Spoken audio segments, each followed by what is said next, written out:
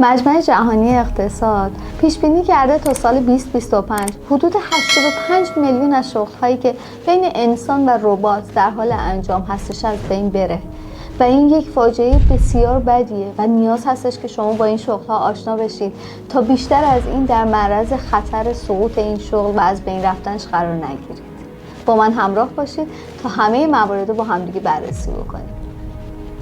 شغل‌هایی که در حوزه دیتا انتری هستن، بحث CRM ها، اطلاعات مشتریان، همه اینها افراد رو استخدام می‌شدن تا این اطلاعات رو وارد اکسل بکنن و الان با فرآیندهای جدید، اپلیکیشن‌های جدید داره این شغل کمرنگ میشه. دیتا انتری دیگه تا حدود 2 سال آینده متقاضی نخواهد داشت و شغلی هستش که رو به سقوطه.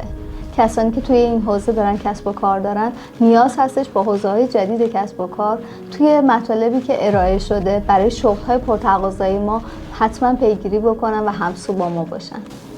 کارهای اجرایی ساده مثل منشیگری شغل‌هایی هستن که دیگه در آینده نزدیک متقاضی نخواهد داشت.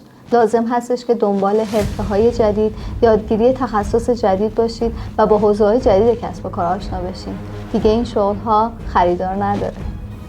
حسابداری و حسابرسی خیلی جالبه. این شغل با قرار گرفتن در شرایط با هوش مصنوعی و انجام کارها به صورت سنتی ممکنه دیگه کار خودش رو از دست بده و جایگاه خودش رو از دست بده.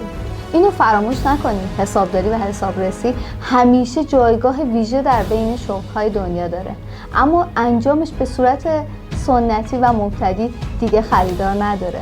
باید با هوش مصنوعی، با ابزارهای جدید، تجزیه و تحلیل صورت‌های مالی بیشتر آشنا بشید تا بتونید جایگاه بهتر شغل داشته باشید.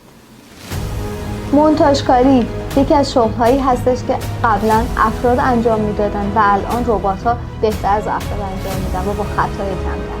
کسانی که قبلا توی بحث مونتاژکاری فعالیت میکردن و کسب درآمد میکردن خیلی هزینه‌های بالا و گزافی رو برای سازمانشون ایجاد میکردن.